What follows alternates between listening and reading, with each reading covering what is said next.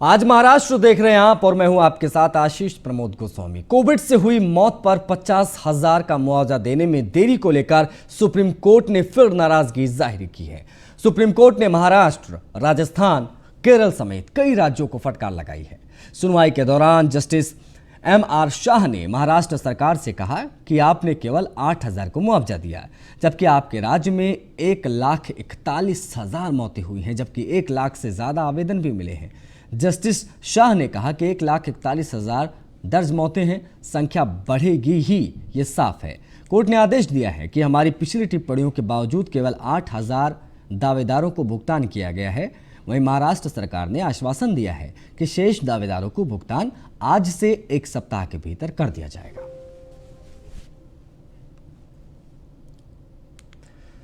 देश में ओमिक्रॉन के बढ़ते मामलों में BMC ने एक विज्ञप्ति जारी कर जानकारी दी है कि न्यूयॉर्क से मुंबई लौटा 29 वर्षीय एक व्यक्ति ओमिक्रॉन पॉजिटिव पाया गया है, जिसने फाइजर कोरोना वैक्सीन की 3 खुराक ली थी और 9 नवंबर को हवाई अड्डे पर जांच के दौरान उसे कोरोना पॉजिटिव पाया गया, जबकि उसके सैंपल को जीनोम सीक्वेंसिंग के लिए भेजा गया था।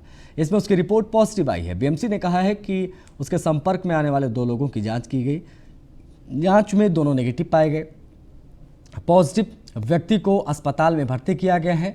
उसमें अभी तक कोई लक्षण नहीं है। मुंबई में ओमिक्रॉन संक्रमितों की संख्या 15 हो गई है, लेकिन इनमें से 13 मरीजों को पहले ही अस्पताल से छुट्टी मिल चुकी है। अभी तक ओमिक्रॉन पॉजिटिव में कोई गंभीर लक्षण नहीं पाए गए हैं। अब तक जो संख्या है ओमिक्रॉन की वो 40 तक महाराष्ट्र में।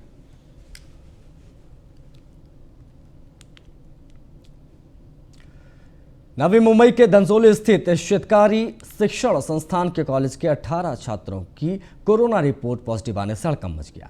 विदेश से आए एक छात्र के रिश्तेदारों की कोरोना रिपोर्ट पॉजिटिव आई थी, जिसके बाद छात्र का RT-PCR रिपोर्ट भी पॉजिटिव आया। जब स्कूल प्रशासन ने छात्रों को टेस्ट कराया तो 18 छात्र पॉजिटिव पाए गए, जिसके बाद नवी मुंबई महानगर पालिका के स्वास्थ्य विभाग की ओर से सभी छात्रों को वासी के सिडको एग्जीबिशन सेंटर में भर्ती कराया गया है, जहां सभी छात्रों का इलाज हो रहा है।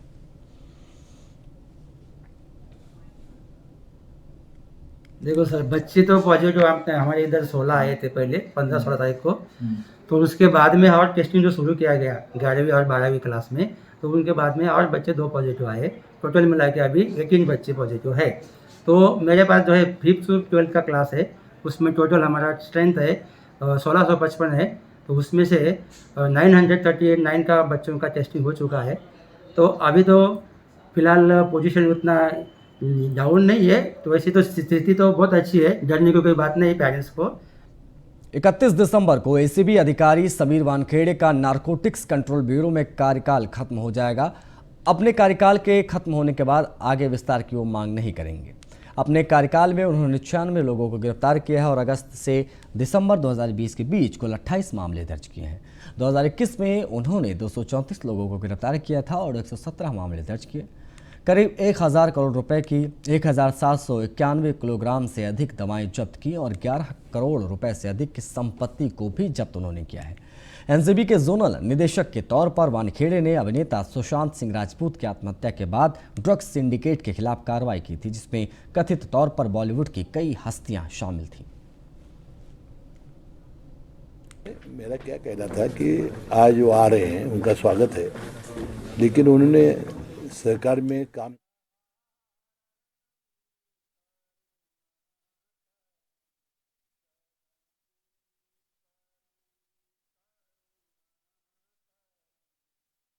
अहमदनगर जिले के पालक मंत्री और महाराष्ट्र के कैबिनेट मंत्री हसन मुशर्रफ ने कहा कि केंद्रीय मंत्री अमित शाह आज अहमदनगर जिले के दौरे पर आए थे, लेकिन उस कार्यक्रम में मुझे नहीं बुलाया गया।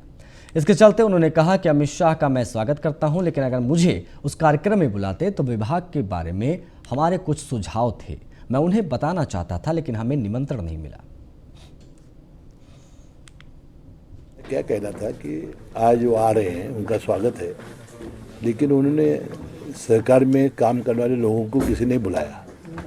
सिर्फ मुझे लगता है कि भारतीय जनता पक्ष के लोगों को बुलाया है।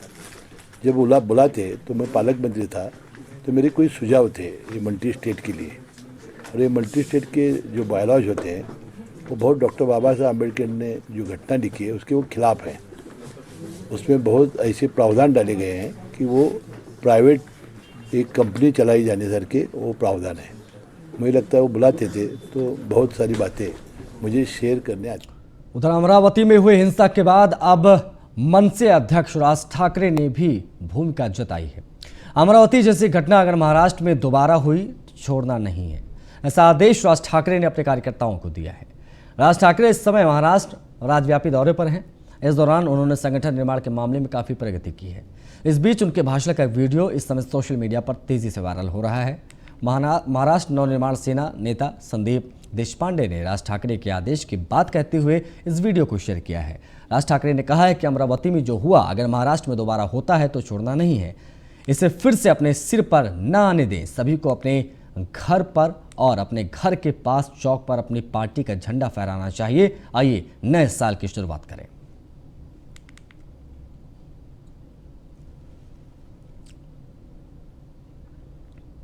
महाराष्ट्र राज्य मार्ग परिवहन महामंडल के कर्मचारी की मांग के चलते राज्य सरकार ने दूसरे महामंडल के कर्मचारियों को 7वां वेतन की मंजूरी दी, लेकिन राज्य सरकार ने महाराष्ट्र राज्य मार्ग परिवहन महामंडल के कर्मचारियों को 7वां वेतन की मंजूरी नहीं दी, जिसके चलते जालना के कर्मचारी की हड़ताल जारी है। हड़ताल पर रहे 69 कर्मचारियों का निलंबन किया गया। निलंबन के कर्मचारियों में 1 ड्राइवर, 40 कंडक्टर, 15 बस मैकेनिक और 8 प्रशासनिक कर्मचारियों का निलंबन और 22 रोजंदारी कर्मचारियों का सेवा समाप्ति की कार्रवाई की गई है। जिस कर्मचारियों को निलंबन किया गया है उनका निलंबन का पत्र दीवार पर लगाया गया है। व्यवस्थापक पंडित चौहान ने कहा है कि जालना बस स्थानक में औरंगाबाद के सिडको बस स्टैंड से जालना के 5 परिवहन महामंडल की बस स्टैंड में बस आ रही है। बाकी जिले तथा गांव के परिवहन महामंडल की बस नहीं चल रही है। जालना में परिवहन महामंडल के कर्मचारी काम पर नहीं आ रहे हैं। अभी सिर्फ प्रशासकीय कर्मचारी तथा कंट्रोलर मिलाकर 25 कर्मचारी ही काम पर आ रहे हैं।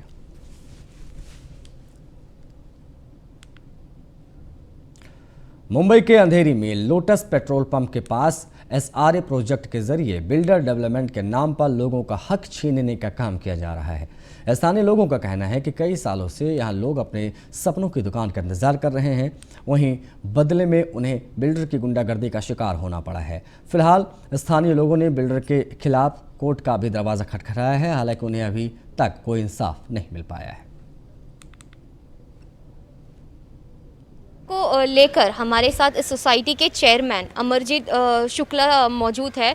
सर, हम आपसे जानना चाहेंगे कि क्या है पूरा मामला और आप कैसे इन लोगों के साथ खड़े हो और उन्हें एक हक की लड़ाई के लिए आप उनका साथ दे रहे हो। जी, जैसे आपने बोला, मुझे सोसाइटी ने एज अ चेयरमैन इलेक्ट किया है, चूज़ किया है, तो मेरा जिम्मेदारी बनता है कि सोसाइटी के साथ हर तकलीफ़ में खड़े रहना।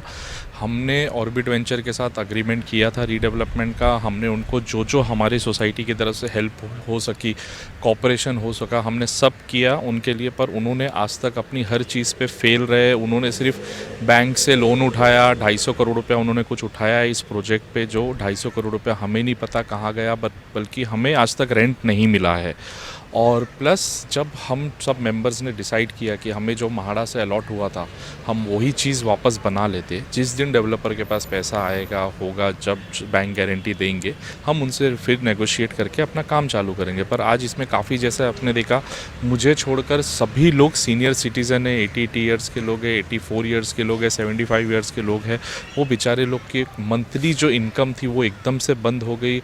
जब भी काम करने जाओ, सब बेचारे गरीब मेंबर लोग ने पैसा जमा करके ये दुकान बनाने का काम चालू किया। जब भी काम करने जाओ 100 नंबर डायल करके आ जाते, फिर काम बंद हो जाता। मुझे तो पहली बात तो ये एक बीएमसी अथॉरिटी आए या महाड़ा अथॉरिटी आए, उनका काम है, ये उनकी प्रॉपर्टी, उनके नाम पर है, प्रॉपर्टी महाड़ा की है, इसमें पुलिस का रोल नहीं होता है। पर इट्स अ सिविल मैटर। पर जो भी है, अभी हम लोग वेट कर रहे हैं जो हमें न्याय मिले। जैसे बंगलौर में छत्रपति शिवाजी महाराज के पुतले पर शाही फेंक कर उनका अपमान करने के मामले को लेकर सांगली में शिव सैनिकों ने जमकर विरोध किया। मिरज में शिव सैनिकों ने आक्रोश में कर्नाटक से आने वाली गाड़ियों में जमकर तोड़फोड़ की, साथ ही कन्नड़ नाम के लगाए गए बोर्ड भी तोड़ दिए गए। शिव सैनिकों के कार्यकर्ताओं ने मिरज सिटी बस थानक चौक पर भी तोड़फोड़ की। सूचना पाकर मौके पर पहुंची पुलिस ने कई शिवसेना के कार्यकर्ताओं को हिरासत में भी लिया।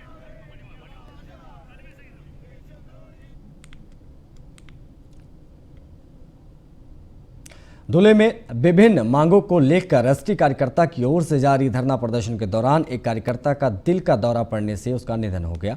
इस दौरान नाराज कर्मचारियों ने अपने परिजनों के साथ प्रशासन के खिलाफ रोष भी व्यक्त किया। नगर निगम प्रशासन के खिलाफ हत्या का केस दर्ज करने की मांग की गई। पुलिस और निगम के आश्वासन के बाद परिजन शांत हुए। हालांकि न्याय मिलने तक आंदोलन संभाग कार्यालय से नहीं हटने का फैसला कर रहे हैं।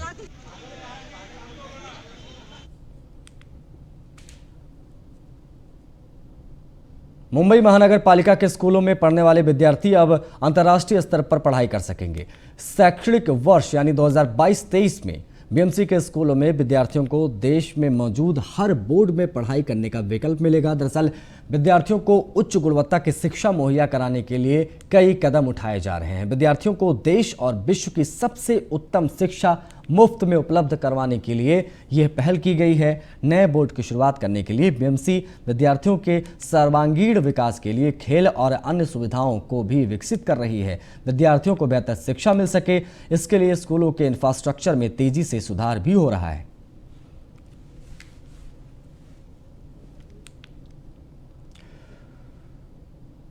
मुंबई में बीएमसी कोरोना टीकाकरण के अपने पहले टारगेट को पूरा कर चुकी है। तय लक्ष्य को पूरा कर लेने के बाद बीएमसी ने 6 लाख से अधिक और लोगों को वैक्सीन का पहला डोज लगाया है। तय लक्ष्य आबादी को दूसरे डोज के लक्ष्य से बीएमसी महज 19% दूर है। गुरुवार तक मुंबई में 81% लोगों को दोनों डोज लग चुके हैं। बीएमसी स्वास्थ्य विभाग के अनुसार यह लक्ष्य जनवरी के अंत तक पूरा हो जाएगा। बता दें कि मुंबई में 16 जनवरी से टीकाकरण अभियान की शुरुआत हुई थी। केंद्र सरकार ने बीएमसी को 18 वर्ष से अधिक उम्र के 92,37,500 लोगों को टीकाकरण कराने का लक्ष्य रखा था। इस लक्ष्य को बीएमसी ने बीते महीने ही पूरा कर लिया।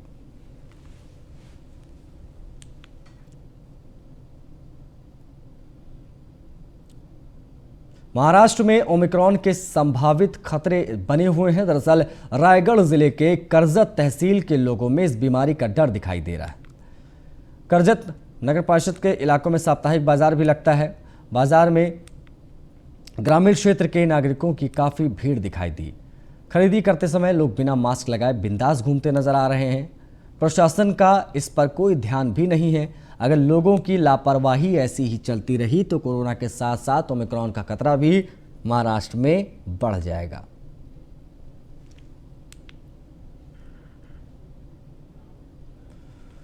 मुंबई में मौसम विभाग के मुताबिक तापमान में गिरावट शुरू हो गई है। शुक्रवार को कुलाबा में अधिकतम तापमान 29 डिग्री सेल्सियस और सांताक्रूज में 29.9 डिग्री सेल्सियस रिकॉर्ड किया गया। दोनों जगहों का तापमान औसत से 3 डिग्री कम है। कुलाबा में न्यूनतम तापमान 19.8 डिग्री सेल्सियस दर्ज किया गया है। औसत की तुलना में मामूली कमी आई है। सांताक्रूज में न्यूनतम तापमान 19.6 दर्ज किया गया है।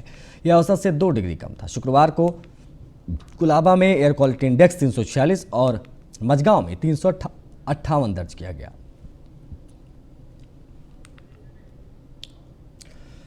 सीएनजी में 3.06 रुपये प्रति किलो और पीएनजी में 2.26 रुपये यानी 2 रुपये 26 पैसे एससीएम के हिसाब से वृद्धि की गई है। इसके बाद सीएनजी की कीमत अब 61 रुपये 50 पैसे प्रति किलो हो गई है और पीएनजी की कीमत 36 रुपये 50 पैसे एससीएम हो गई है। गैस की आपूर्ति कम होने के कारण महानगर के गैस लिमिटेड द्वारा सीएनजी और पीएनजी के दाम बढ़ाए जा रहे हैं। एमजीएल के अनुसार मांग को पूरा करने के लिए उन्हें खुले बाजार से गैस खरीदनी पड़ रही है, जिसके कारण दाम बढ़ाए जा रहे हैं।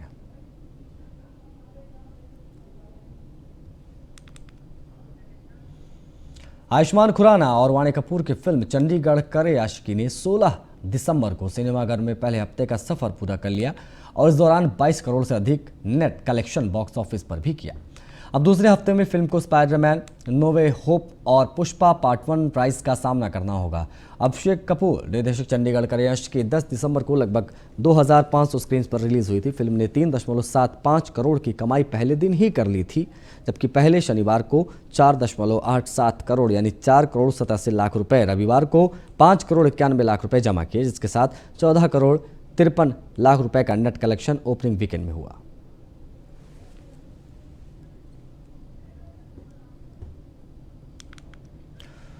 कंगना के खिलाफ जावेद अख्तर ने मानहानि का केस दर्ज करवाया है। चीफ मेट्रोपॉलिटन मजिस्ट्रेट के अक्टूबर में अंधेरी मजिस्ट्रेट की अदालत से पहले को ट्रांसफर करने की कंगना की याचिका को खारिज कर दिया था। कंगना के वकील रिजवान सिद्दीकी के जरिए बोरीवली सेशन कोर्ट में दायर किए गए आवेदन में कहा गया है कि सीएमएम यह समझने में विफल रहे हैं कि मजिस्ट्रेट ने आवेदक को जानबूझकर क्षति पहुंचाने के लिए अपनी पावर को गलत इस्तेमाल किया है। जावेद की शिकायत के बाद मेट्रोपॉलिटन मजिस्ट्रेट कोर्ट ने कंगना के खिलाफ जमानती वारंट जारी किया था। कंगना ने अदालत का दरवाज़ा खटखटाया। जमानत और मुचलके के बाद उनका वारंट रद्द कर दिया गया। बता दें कि जावेद अख्तर ने अपने वकील निरंजन मुदर्गी के जरिए 2 नवंबर 2020 को एक प्राइवेट शिकायत दर्ज कराई थी। मानहानि केस में कंगना को झटका लगा है। करीना कपूर खान का 12 दिसंबर को कोरोना टेस्ट पॉजिटिव आया था, जिसके बाद उन्होंने खुद को आइसोलेट कर लिया था। अब उन्होंने अपने इंस्टाग्राम स्टोरी पर एक इमोशनल पोस्ट शेयर किया, जिसमें वो अपने दोनों बच्चे तैमूर और ज़ेह को याद कर रही हैं। करीना कपूर खान ने इंस्टाग्राम स्टोरी पर लिखा है कि कोविड, मैं तुम्हें नफरत करती हूँ, मुझे अपने बच्चों की याद आ रही है, लेकिन जल्द ही ठीक होकर वापस आऊँगी।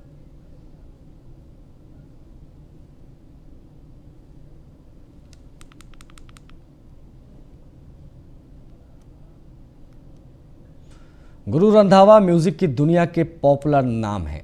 उनके म्यूजिक वीडियोस को लोग काफ़ी पसंद करते हैं, उनका क्रेज रहता है। कुछ दिनों पहले ही गुरु ने घोषणा की थी कि वो नूरा फतेही के साथ एक वीडियो लेकर आ रहे हैं। इस सॉन्ग का फर्स्ट लुक पोस्टर रिलीज हो गया है। इस वीडियो को अब टीजर भी सोशल मीडिया पर रिलीज कर दिया गया है। गुरु रंधावा और नूरा फतेही के इस सॉन्ग का टाइटल है डांस मेरी रानी। ये एक तरह का पार्टी एंथम है, जिसके टीजर में इसके बीट्स की झलकियां भी मिल रही हैं।